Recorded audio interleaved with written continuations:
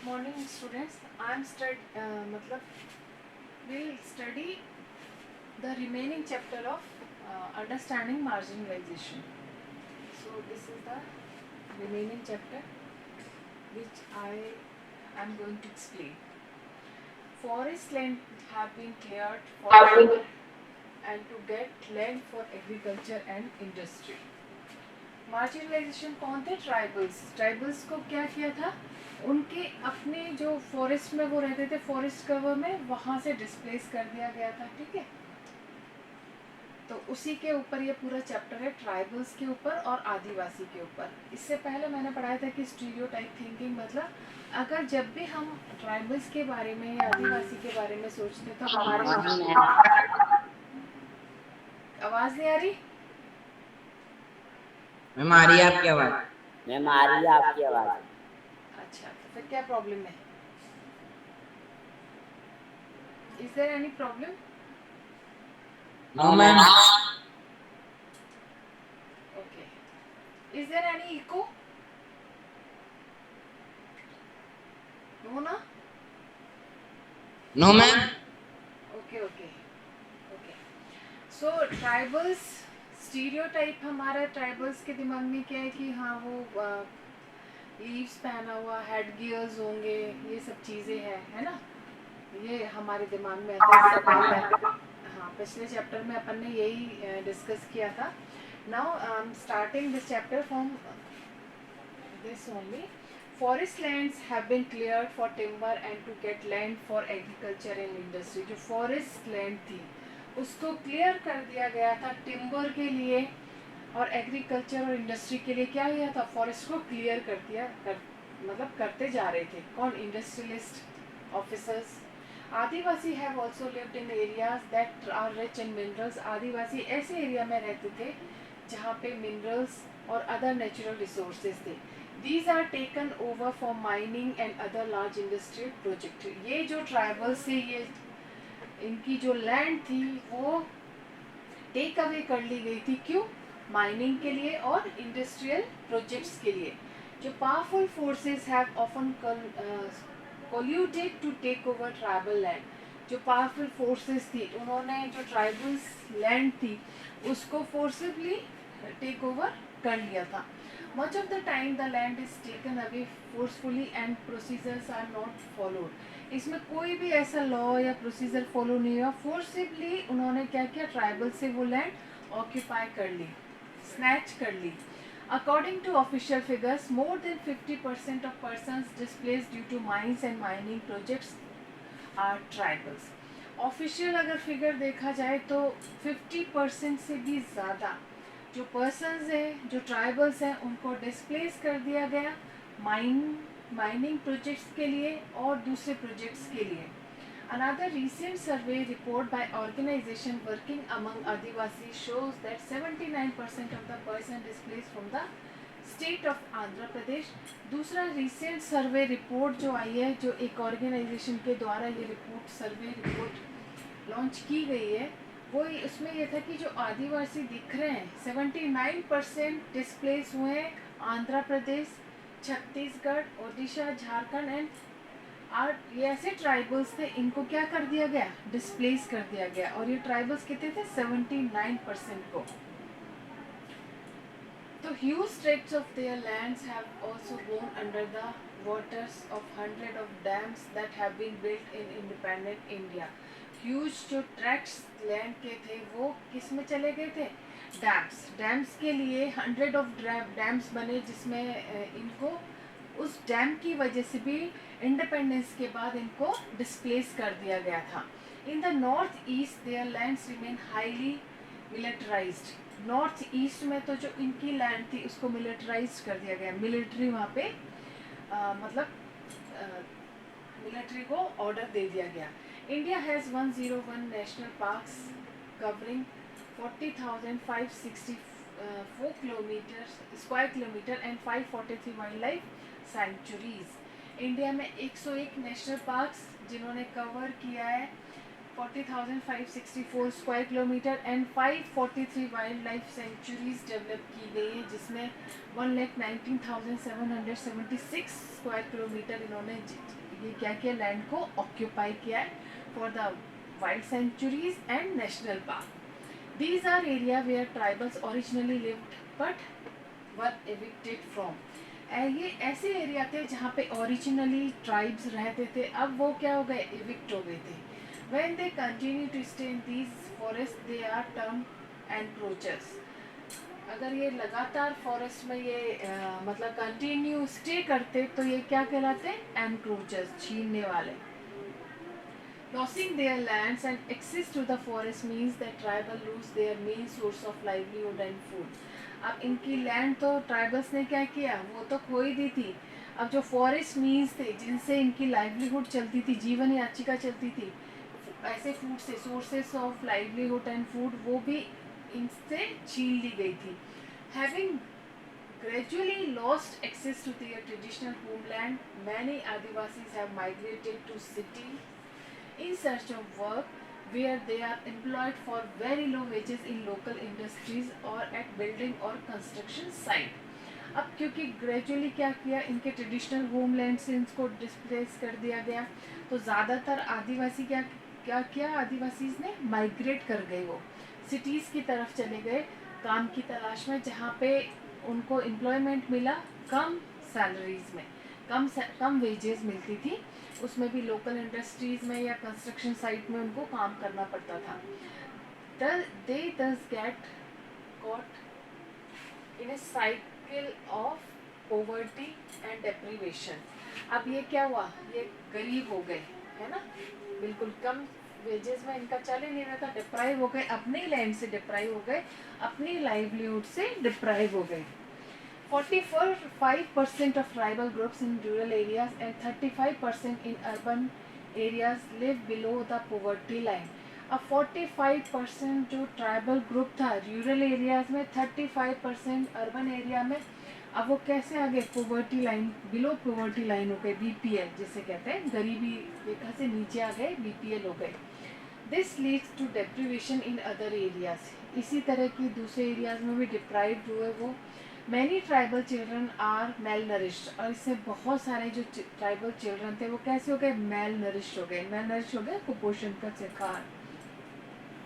Literacy rates among tribals are very low, और जो literacy rate थी ट्राइबल्स में वो भी काफ़ी लो हो गई, वो भी काफ़ी कम हो गई. When Adivasis are displaced from their lands, they lose much more than a source of income. आदिवासी को जब डिस्प्लेस किया उनके होमलैंड से, उन्होंने अपनी सोर्स ऑफ इनकम को क्या कर दिया, लॉस कर दिया, खो दिया. They lose their tradition and custom, उनकी कस्टम, उनके ट्रेडिशनल, उनके रिचुअल्स, वो भी way of living and being, ये सब चीज़ें उनसे स्नैच कर ली गई. They took out farming, they took our farming land, they left some houses, they took the cremation ground, temple, well and pond. इन्होंने क्या किया, फार्मिंग लैंड में चले गए, कुछ ने घर छोड़ दिया, कुछ ने क्रेमेशन ग्राउंड होता है जहाँ पे दाह संस्कार होता है, क्रेमेटोरियन ग्राउंड जहाँ पे कॉप्स को फ्यूनरल किया जाता है, मुर्दों को जलाया जाता है, जिसे अपन हिंदी में कह सकते हैं मोक्षदाह. क्रिमेशन ग्राउंड में, कुछ टेम्पल्स में, वेल एंड पोर्न. How will we survive. अब ट्राइबल बोले कि हम कैसे सर्वाइव करेंगे. Govinda Maran who was displace due to a refinery project in Odisha. Odisha में जो ये गोविंदा था मारन, वो कह रहा था, उसने इस सवाल उठाया कि हम कैसे सर्वाइव करेंगे, हमसे इतना हमारा होमलैंड, हमारी कस्टम, हमारी रिचुअल्स सब छीन ली गई, हम कैसे सर्वाइव करेंगे. इसको भी डिस्प्लेस कर दिया गया था उड़ीसा में रिफाइनरी प्रोजेक्ट की वजह से. As you have heard, there exist in interconnectedness between the economic and social dimension of tribal life. अब हम पढ़ चुके हैं कि ये कैसे इंटरकनेक्टेड, मतलब इकोनॉमिक और सोशल डायमेंशन में कैसे इंटरकनेक्टेड रहते थे इनकी life. Destruction in one sphere naturally impacts the other. एक भी चीज़, किसी भी एक स्फीयर का डिस्ट्रक्शन दूसरे पे भी असर डालता है. तो often the process of disposition and displacement can be painful and violent. इसीलिए अक्सर डिस्पोजिशन या डिस्प्लेसमेंट हमेशा पेनफुल और वायलेंट ही रहा है। जब भी ऐसा हुआ है तब तक ये वायलेंट रहा है और एक पेनफुल रहा है। Next topic is minorities and marginalisation. In unit first you read that the constitution provides safeguard to religion and linguistic minorities as part of fundamental rights. Unit 1 में आपने पढ़ा था कॉन्स्टिट्यूशन में सभी रिलीजन को सेफ गार्ड प्रोवाइड किया हुआ है। सभी लिंग्विस्टिक माइनॉरिटीज जो लैंग्वेजेस है, माइनॉरिटीज की जो लैंग्वेजेज है, उनको भी सेफ गार्ड मिला है कॉन्स्टिट्यूशन से ही। ठीक है, और ये किसके शेप में मिला है? फंडामेंटल राइट्स के रूप में। Why do you think these minority group have been provided with these safeguard? आप क्यों सोचते हो कि इन जो माइनॉरिटीज को इनको सेफगार्ड प्रोवाइड किया गया है? तो क्यों प्रोवाइड किया गया है? The term minority is most commonly use to refer a communities that are numerically small in relation to the rest of the population. अब टर्म जो माइनॉरिटी है, माइनॉरिटीज टर्म किसके संदर्भ में यूज, किस कॉन्टेक्स्ट में, किस रेफरेंस में यूज किया जाता है? ऐसी कम्युनिटीज जो संख्या में, न्यूमेरिकली मतलब संख्या में जो बहुत कम है, rest of the population, relation to the rest of the population, जो पूरी पॉपुलेशन है उसमें ऐसी कम्युनिटीज जो संख्या में बहुत कम है, that is the minorities. However it is concept that goes well beyond numbers. ये जो कॉन्सेप्ट है, ये बियॉन्ड नंबर ही कॉन्सेप्ट है। It encompasses issue of power, access to resources and has social and cultural dimensions। इसमें बहुत सारे जैसे access to resources हैं, social and cultural dimensions भी included रहता है। As you read in unit first, the Indian Constitution recognized that the culture of majority influences the way in which society and government might express themselves। Unit first में आपने देखा कैसे Indian constitution ने recognise किया culture of majority influences को, जिसमें कि वो क्या कर रहे हैं, सोसाइटी, गवर्नमेंट खुद को एक्सप्रेस करने की कोशिश कर रही है। In such cases size can be disadvantage and lead to the marginalisation of the relatively smaller communities. ऐसे केसेस में क्या होता है, साइज जो है, नंबर जो है, वो भी क्या हो सकता है, डिसएडवांटेज हो सकता है। इससे मार्जिनलाइजेशन मतलब एक मार्जिनलाइजेशन में देखें कि मार्जिन पे रहना, जो अलग से उनको डाइवर्स कर देना, मार्जिन पे रखना, that is called marginalisation. So safeguard are needed to protect minorities communities against the possibility of being culturally dominated by the majority. जो सेफगार्ड, ऐसे लोगों को सेफगार्ड की ज़रूरत है जो माइनॉरिटी कम्युनिटी, माइनर कम्युनिटी है, माइनॉरिटी कम्युनिटीज़ हैं जिसमें जो मेजॉरिटी है वो कल्चरली डोमिनेंस ना करे। इसीलिए जो मेजर कम्युनिटी है, जो संख्या में ज़्यादा लोग हैं, वो माइनॉरिटीज़ को इन्फ्लुएंस ना करे, डोमिनेट ना करे, इसलिए इनको सेफगार्ड हमारे कॉन्स्टिट्यूशन में दिया गया है। They also protect them against any discrimination and disadvantage that they may face. इनको इसीलिए प्रोटेक्शन दिया गया है कि कहीं कोई डिस्क्रिमिनेशन ना हो, कहीं डिसएडवांटेज ना हो जो इनको फेस करना पड़ सके। तो given certain conditions, communities that are small in number relative to the rest of society may feel insecure about their lives, assets and well being. तो जो सेफगार्ड दिया गया है, जो सर्टेन कंडीशंस में इनको सेफगार्ड दिया गया है, ऐसी कम्युनिटीज़ जो स्मॉल नंबर है और जो बाकी की जो सोसाइटी है उसके सामने वो इनसिक्योर फील ना करें अपनी लिव्स के बारे में, अपने एसेट्स के बारे में, अपने वेल बीइंग के बारे में। इसीलिए कॉन्स्टिट्यूशन ने इनको स्पेशल सेफगार्ड दिया गया है। This sense of insecurity may get accentuated if the relation between the minority and majority communities are fraught. ये जो सेंस ऑफ इनसिक्योरिटी है, हो सकता है कि ये मतलब माइनॉरिटी और मेजर कम्युनिटीज़ के लिए एक फ्रॉड की जगह हो जाए, पर क्योंकि ये इतने इनसिक्योर थे, इतने एसेट्स को लेके, अपने लाइफ्स को लेके, तो इसीलिए कॉन्स्टिट्यूशन ने इनको सेफगार्ड प्रोवाइड किया है। The constitution provides the safeguard because it is committed to protecting India's cultural diversity and promoting equality as well as justice. Constitution ने अब सेफगार्ड दिया है, ये तो हमने देखा, पर क्यों दिया है? क्योंकि वो चाहते थे कि इंडिया की जो कल्चरल डाइवर्सिटी है ना, उसको प्रोटेक्ट किया जाए और इक्वलिटी के साथ साथ जस्टिस को भी प्रमोट किया जाए कि इंडियन सिटीजन सब इक्वल है, सबको जस्टिस मिलना चाहिए, चाहे वो माइनॉरिटीज़ के हों चाहे वो मेजोरिटी के हों.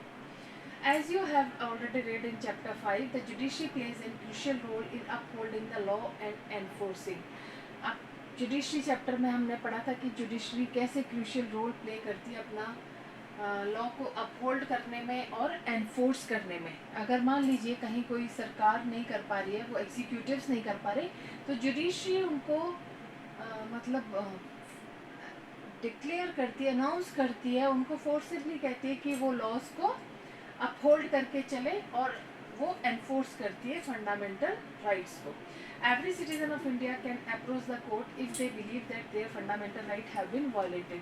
कोई भी इंडिविजुअल सिटीजन जिसको ऐसा फील हो रहा है कि उसका कोई भी फंडामेंटल राइट वायलेट हो रहा है, तो ही और she can approach directly in courts के थ्रू वो अपने फंडामेंटल राइट्स को क्लेम कर सकता है.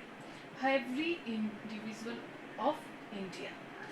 Now let us understand marginalization in the context of the Muslim community. अब मुस्लिम कम्युनिटी के कॉन्टेक्स्ट में हम marginalization समझने की कोशिश करते हैं. Muslims and marginalization. According to 2011 census, Muslims are 40.2% of India's population and are considered to be a marginalized community. ये देखो इम्पॉर्टेंट है, ये छोटे छोटे से क्वेश्चंस में आ जाता है कि जो 2011 सेंसस है उसमें मुस्लिम्स की जो संख्या थी वो 14.2% मानी गई पॉपुलेशन है, और ये मार्जिनलाइज कम्युनिटी मानी गई है क्योंकि संख्या में कम है, न्यूमेरिकल कम है इसलिए. In India today because in comparison to other communities they have over the year been deprived of the benefit of socio economic development. हाँ, इंडिया में आज अगर अदर कम्युनिटीज से कंपैरिजन किया जाए तो ओवर द ईयर ये लोग भी सोशल इकोनॉमिक डेवलपमेंट के बेनिफिट से डिप्राइव्ड रहे हैं. मुस्लिम्स कम्युनिटी डिप्राइव रही है. The data in 3 tables below derived from different sources indicate the situation of the Muslim community with regard to basic amenities. जो डाटा नीचे टेबल दे रखी है इसको अगर हम देखेंगे तो ये डिफरेंट सोर्सेज से डिप्राइव्ड रहे हैं माइनॉरिटीज़ की वजह से. ये सिचुएशन को इंडिकेट करता है जिसमें मुस्लिम कम्युनिटी की basic amenities, literacy, public employment की संख्या बहुत कम है. ये डिप्राइव्ड है, मतलब लिटरेसी रेट भी कम है इनका, एमिनिटीज़ भी इनको नहीं है, पब्लिक एम्प्लॉयमेंट भी इतना नहीं है. तो ये अपन देखेंगे table. What do you think that these table tell us about the socio economic status of the Muslim community. ये टेबल हमें बताती है कि जो मुस्लिम कम्युनिटी है उसकी सोशो इकोनॉमिक स्टेटस क्या है. जैसे आप देख सकते हो पक्का हाउस हिंदूज़ का 65.4% है, तो मुस्लिम्स का 63.8% है.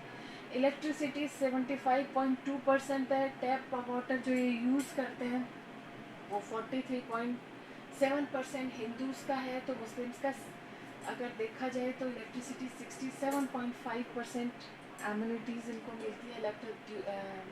इलेक्ट्रिसिटी जो फैसिलिटी है वो 35.8% टैप वाटर है. क्रिश्चियंस में जबकि सबसे ज़्यादा है 69.3 पक्का हाउस है, 86.2 ये इलेक्ट्रिसिटी सबसे ज़्यादा मिलती है. 48.0% इनको टैप वाटर मिलता है. सिख जो है 91.3% इनको पक्का हाउस है इनका. 96.0% इलेक्ट्रिसिटी और 49.3% इनको टैप वाटर मिलता है.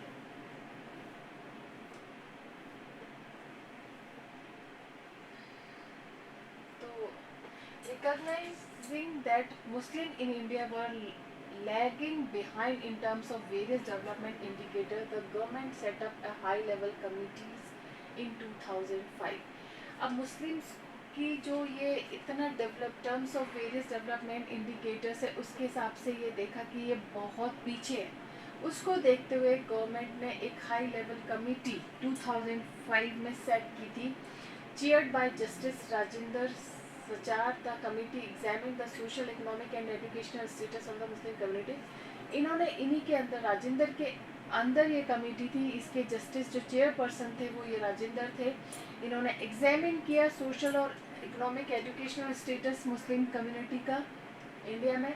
The report discusses in detail the marginalisation of this community.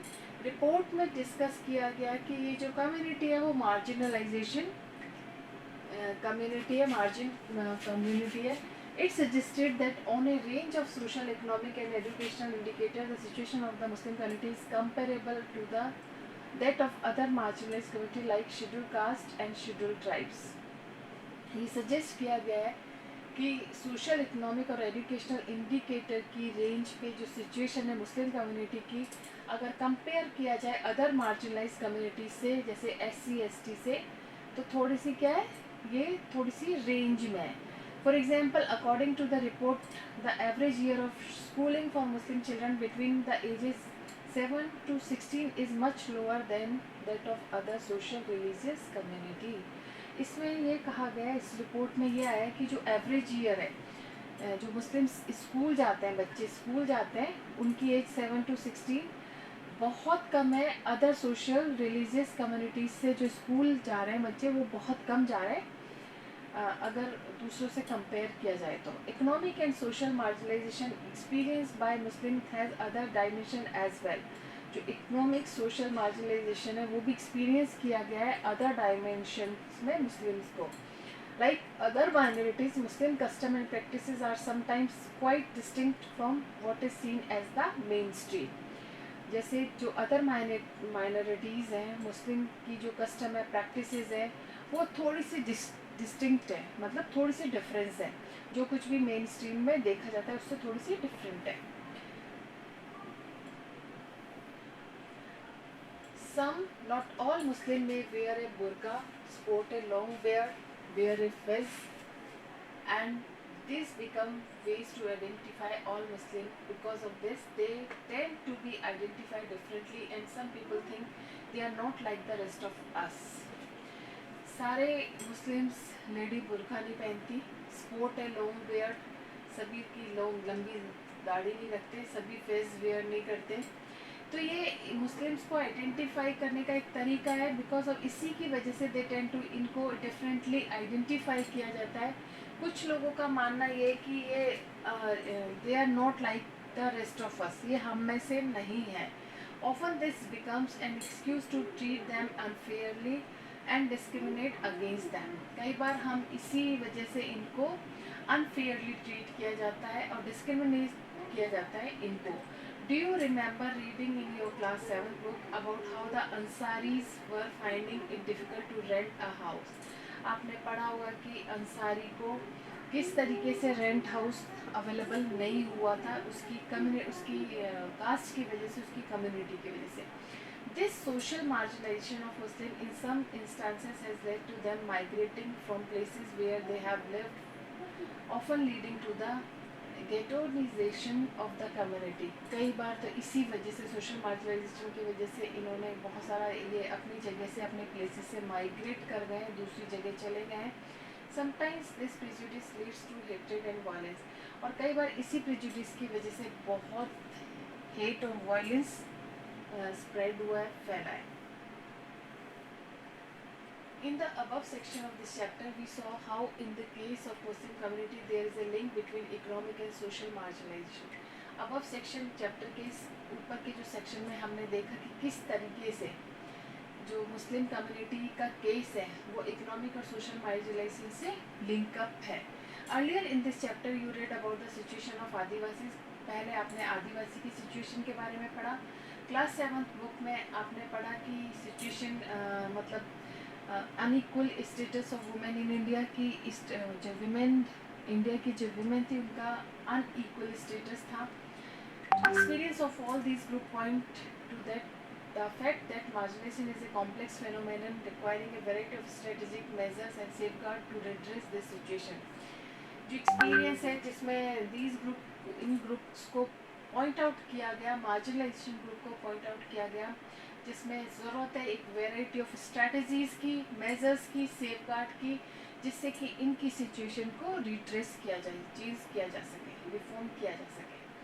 All of us have to stake in protecting the right defined in the constitution and the laws and policy frame to realise these rights. हम अपने rights को protect करने के लिए define हमारे constitution में हम define किया हुआ है, लॉज बनाए हुए हैं, पॉलिसीज बनाई हुई है इन राइट्स के चलते। Without these we will never be able to protect the diversity. इन अधिकारों के बिना हम डाइवर्सिटी को प्रोटेक्ट नहीं कर सकते, डाइवर्सिटी प्रोटेक्ट नहीं हो सकती। That makes our country unique. इसी वजह से हमारी कंट्री यूनिक है और अलग है, डिफरेंट है। कंक्लूजन, पूरे चैप्टर का कंक्लूजन है। In this chapter we have tried to understand what it means to be a marginalised community. इस चैप्टर में हमने समझने की कोशिश किया कि मार्जिनलाइज्ड कम्युनिटी होती क्या है। We have tried to look at this through the experience of different marginalised communities.